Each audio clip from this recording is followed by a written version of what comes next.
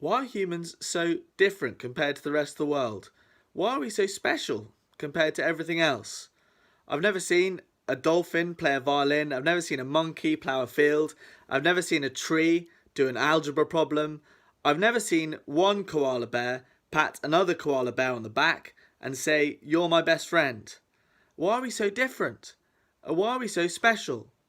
I know some people say that we aren't, but we really are. That's why we watch videos of animals doing mildly human things, and we find it funny because we know it's not normal. They're not like us. Why is it we can speak and think and relate and create in a way that no other animal can?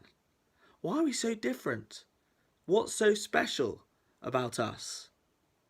Well, Genesis chapter 1 gives us the answer to that question. It's not because of anything we've done. It's all to do with how God has made us, or rather, who God has made us like. So here we go, Genesis chapter 1, verse 26.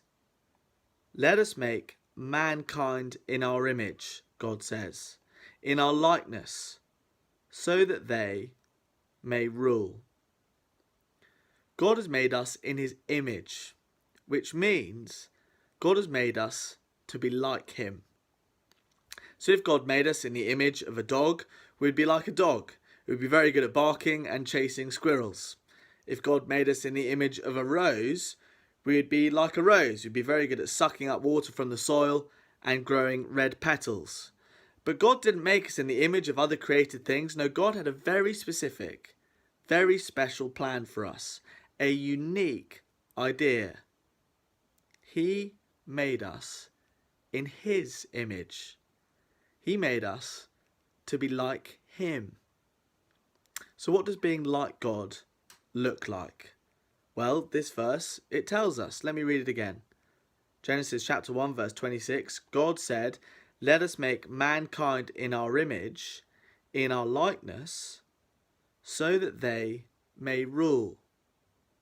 God made us in his image to be like him, and that means being very good at ruling. So this is how it works. God, then us, then the world. God's the ruler of everything that he's made, of us and the world, but he's made us to rule under him. He's put us in charge of his world that he's made. And that makes sense of why we're different. We can rule our world and we can do things with our world that no one else can. And we can make things that are useless useful. We can make things that are ugly beautiful. And we can make things that are bad good. That's why we can take a piece of wood and turn it into a violin.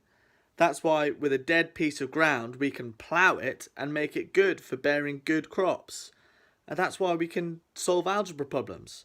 And that's why we can have meaningful relationships with people. That's why we have friends. Even our words, they have power. We were made to rule. So God hasn't just made us. He's made us to be like him in order to give us the most privileged job in the world there is. To work for him in our world. We've done nothing to deserve this amazing privilege. It's just because of God's goodness and love for us. But here's a question for as we finish. What will we do with this amazing privilege of ruling the world that God has made? Will we rule the way God wants us to? So under his ultimate rule, living the way he's told us to, doing the good that he's told us to get on with doing? Or will we take that rule for ourselves?